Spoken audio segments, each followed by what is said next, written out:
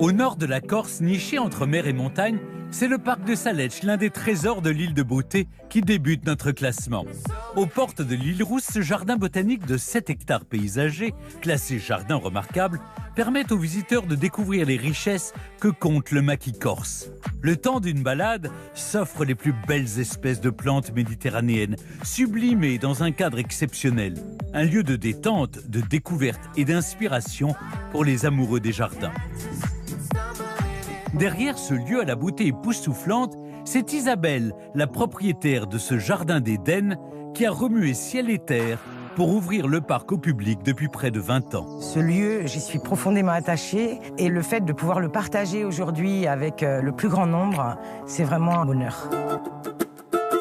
Un bonheur qu'Isabelle partage également au quotidien avec ses parents, Irène et Bruno. Coucou. Coucou Isabelle. Le parc de Saletch, c'est en effet une histoire de famille qui remonte à l'année 1951, quand les parents d'Irène achètent un grand terrain en Balagne. Je me rappelle très bien de la première fois que nous sommes venus ici et que nous avons découvert cette propriété. Alors évidemment, c'était un maquis inextricable. Et maman était habillée comme les dames de l'époque avec une robe et des bas. Et quand nous sommes sortis de là, les bas de maman étaient complètement déchirés. Sa robe avait été accrochée. 10 ans plus tard, Irène rencontre Bruno, paysagiste, en visite sur l'île de Beauté. Les deux tourtereaux partagent leur amour des plantes du maquis et entretiennent le domaine familial. Et c'est leur fille Isabelle qui a eu l'idée de l'ouvrir au grand public en 2005. Un travail de longue haleine pour créer le tout premier parc paysager de l'île.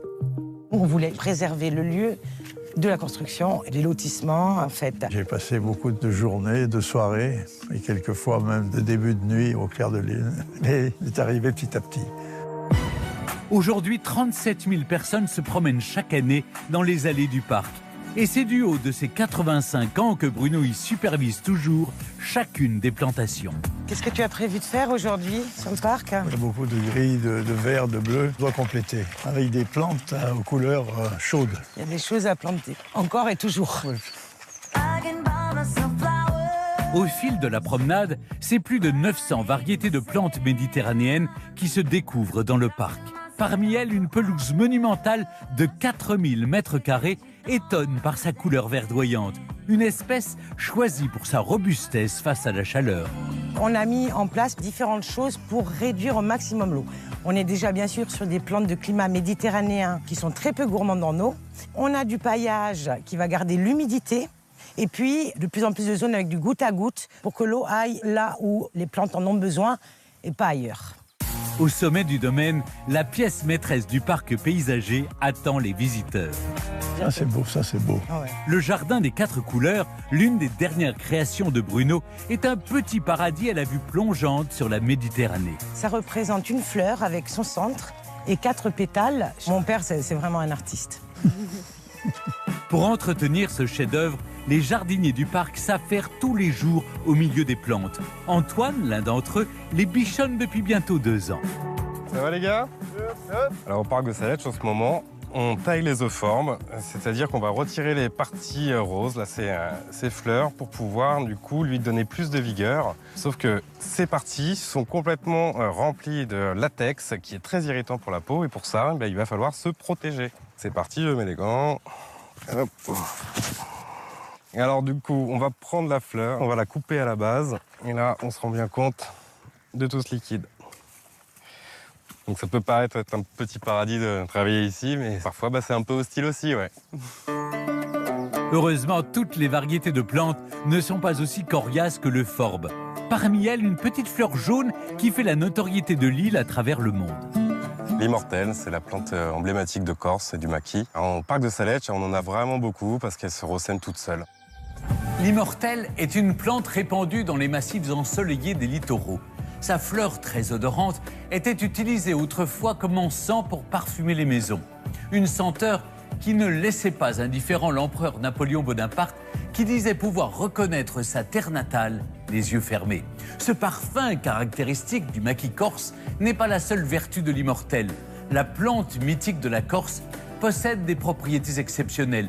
Distillée, son huile essentielle très concentrée est un puissant anti-hématome, mais aussi un excellent cicatrisant. Un plaisir pour les yeux, pour l'odorat, à glisser dans sa trousse à pharmacie. Les plantes du maquis sont l'un des trésors de l'île. Charles, animateur du parc de Saletch, les fait découvrir à ses petits visiteurs. Qu'est-ce que vous connaissez comme plante dans le maquis? Lavande. Bravo. Et la myrte. Le maquis représente près de la moitié du territoire de l'île Corse. Alors au toucher, à l'odeur ou même au goût, chaque jardinier en herbe a sa préférence. C'est bon. J'adore. Celui-là, moi ce qui m'intéresse c'est de transmettre aux enfants qui s'approprient en fait les connaissances pour reconnaître les plantes et tout ce qu'on connaît, qu'on peut aimer, alors après on s'en occupe bien et on le protège. Et ça c'est le Romarin. Maintenant, on va aller chercher les plantes dans le parc.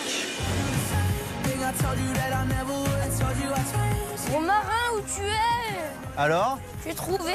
pour la reconnaissance des plantes du maquis, Hip, hip, hip.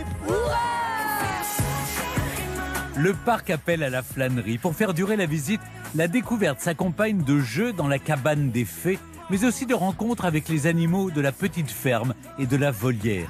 Les plus grands, eux, prennent le temps d'une pause au vert pour pratiquer le yoga en plein air.